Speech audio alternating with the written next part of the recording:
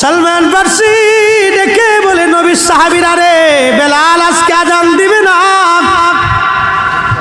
যাও ফাতেমার ঘরে হাসান আর হুসাইন আসেনি, হাসান আর হুসাইন যে নিয়ে আসো। হাসান হুসাইন বললে বেলাল আজান দিবে। আরে সাহাবীরা দৌড়াই গেলেন ফাতেমার বাড়ি, 7 নম্বর গেট, বাবু সালাম বরাবর সেই বাড়িটা দেখা যায়। দৌড়াই যাইয়া ফাতেমার ঘরে গেলেন। হযরতে ফাতেমার ঘরে যাওয়ার পরে হাসান আর হুসাইনকে নিয়ে আসলেন। হাসান হুসাইন দেখতে নবীর মতো দেখা যাইতো, নানা চেহারা পাইছিলেন দুইজনে, দেখতে নবীর মতো দেখা যাইতো।